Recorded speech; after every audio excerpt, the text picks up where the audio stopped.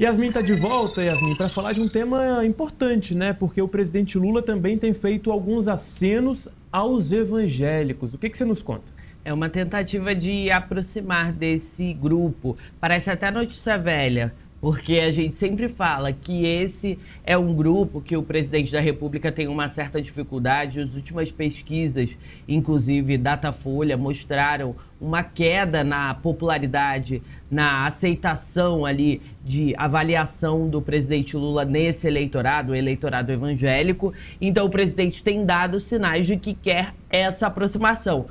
Apesar, porém, entretanto, todavia, de lá dentro do Congresso Nacional, a base do presidente Lula e a base evangélica estarem em um momento de muito conflito por conta daquele projeto de lei que trata da criminalização ali, da equiparação do aborto ao crime de homicídio, trazendo uma pena maior ali para a mulher que aborta a partir da 22ª semana de gestação. Isso coloca os dois lados, a base de Lula e os evangélicos, a bancada evangélica dentro do Congresso, em rota de colisão. O embate está sendo muito duro.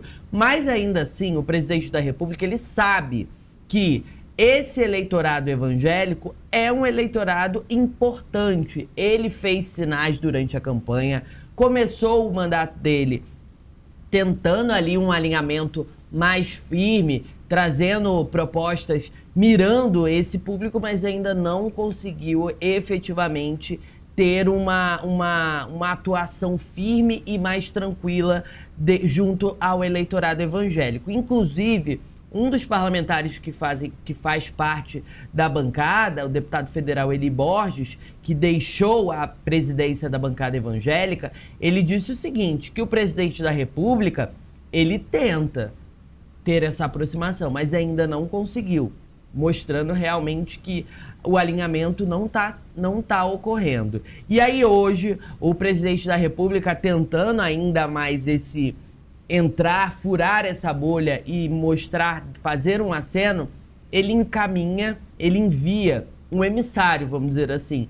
Quem? O ministro dos Direitos Humanos e da Cidadania, Silvio Almeida. Ele vai participar hoje, o ministro, de um encontro, Conversas Pastorais, é o nome do encontro, na Igreja Batista de Água Viva, na Barra Funda, em São Paulo.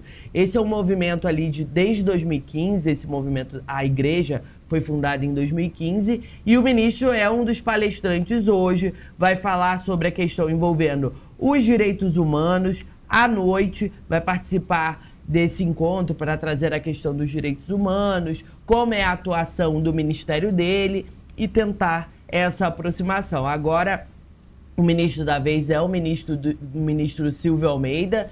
A gente relembra também, depois que Flávio Dino saiu aí da esplanada dos ministérios e tomou posse ali como ministro do Supremo Tribunal Federal, o presidente Lula tem tido uma dificuldade de escalar um ministro que tem ali embates diretos, conversas diretas com grupos considerados ali menos amigáveis a Lula. Então Lula tem feito esses movimentos de escalar alguns ministros para fazer essa interlocução. E agora, com o eleitorado evangélico, o ministro Silvio Almeida vai ter essa reunião hoje numa tentativa clara de aproximar o Palácio do Planalto desse público. Pois é, movimentação importante, aquela tentativa constante, né, do governo de se aproximar dos evangélicos, mas uma tentativa também bastante complicada, bastante difícil, ainda mais em momentos como esse, da votação do PL, sim, da interrupção da gravidez, que a gente sabe que é bastante polêmico. Agora, outro ponto que a gente traz para vocês, pessoal, é a questão das greves, porque nessa mesma entrevista de Lula à Rádio do Mato Grosso, Lula se disse triste pela greve em universidades. Disse o seguinte: ninguém agradeceu quando antecipamos 9% de reajuste. O presidente disse, porém, que as críticas sobre falta de recursos nas universidades é justa e respeita o direito de greve do trabalhador. Além disso, a gente acrescenta aqui que a Universidade de Brasília anunciou o fim da greve dos professores. As aulas retornam então em 26 de junho. A decisão foi tomada em uma assembleia na tarde de ontem e a paralisação da categoria, como a gente lembra, começou em 15 de abril. Então já temos aí mais de 2 meses de greve. apesar de que os técnicos continuam em greve. E como a gente aponta, esse fim da greve, fim da paralisação, acontece em apenas algumas universidades, começando pela Universidade de Brasília. Ainda não houve uma decisão unânime em todas as universidades, então é um ponto ainda, né, Yasmin, um nó que precisa ser desamarrado. A gente tem aí um pontapé da Universidade de Brasília, mas as outras universidades seguem em greve. É isso, Murilo. Inclusive, uma apuração ali interna dessa greve da UNB, isso tem gerado um certo conflito até internamente. Por quê? Porque os técnicos administrativos da Universidade de Brasília, eles entraram em greve primeiro que os docentes, que os professores.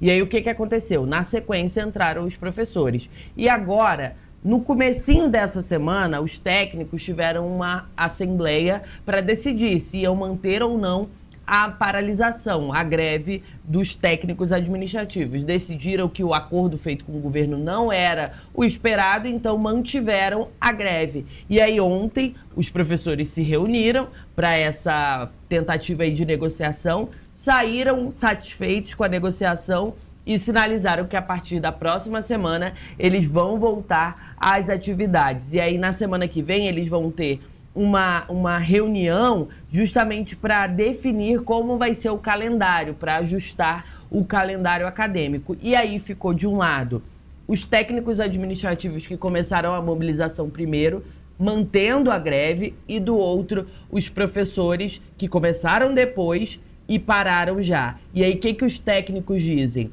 Que essa postura dos professores prejudica a mobilização dos técnicos, que ainda se mantêm paralisados. Deu um embate ali interno, isso na Universidade de Brasília, teve esse embate interno, mas é como o Murilo disse, a Universidade de Brasília é a primeira. Inclusive, quando você estava falando aqui, eu estava olhando, Murilo, por exemplo, os servidores do IFB, que é o Instituto Federal aqui de Brasília, eles aceitaram a proposta do governo, mas seguem em mobilização. Essa eu estou acompanhando aqui no site oficial deles. Eles, na próxima semana, na próxima quarta-feira, vai ter uma nova assembleia para deliberar sobre os rumos dessa mobilização. Ou seja, estão aceitando o que o governo está dando, mas estão dizendo, não é o suficiente, mas a gente vai seguir mobilizado. E na UNB, também alguns servidores ali, tanto técnicos quanto professores, ficaram muito descontentes com a fala do presidente Lula na semana passada, quando anunciou o PAC para as universidades, uns recursos ali para o orçamento das universidades, para construção, reforma, esses pontos. Ficaram insatisfeitos com a fala de Lula, porque Lula fez críticas, disse que eles estavam reclamando de barriga cheia. E aí essa é uma base de apoio do governo Lula. Então, há um descontentamento em algumas falas do presidente da República que, segundo eu ouvi alguns falando ali, que às vezes ele perde o tom e acaba ofendendo quem apoia ele durante a campanha eleitoral. E ontem ele seguiu nessa linha, né, Yasmin? Porque Exato. vou abrir aspas aqui para o presidente Lula. Ele disse o seguinte: apresentamos um pacote e demos 9% de reajuste ano passado. Às vezes fico triste, porque ninguém agradeceu os 9% e estão fazendo greve por 4,5%, e a gente não deu nada neste ano. Olha, não é porque a gente não deu este ano que não podemos dar mais no próximo ano. Nosso governo tem apenas 1 ano e 6 meses e passamos por quase 8 anos de estagnação nesse país. Então Lula está dizendo basicamente isso, estão reclamando de barriga cheia, Exato. Só que com outras palavras, né? E aí fica a crítica, né, Murilo? Porque essa é uma base muito sólida de apoio ao presidente Lula. Aí eu vou fazer até um comparativo crítico até. Enquanto ele está tentando a aproximação de um público que não é o público dele, mas ele fazendo esse movimento público evangélico, tentando dar acenos. Por outro lado, a base de apoio dele, ele está meio que deixando de lado. Essa é a visão de alguns dos docentes e dos técnicos com os quais eu conversei, principalmente aqui na Universidade de Brasília. O sentimento é de insatisfação com essas falas do presidente. Só para finalizar, Murilo, o que eles pedem, os docentes e os técnicos? Eles pediam ali 22% de aumento, dividido em 3 vezes, começando já o valor a ser pago esse ano. O governo não aceitou a proposta, começa o pagamento a partir do próximo ano, então é por conta disso que ainda há essa divisão aí. pelo menos aqui na Universidade de Brasília, um movimento de saída, mas em outras universidades ainda tem uma mobilização muito forte.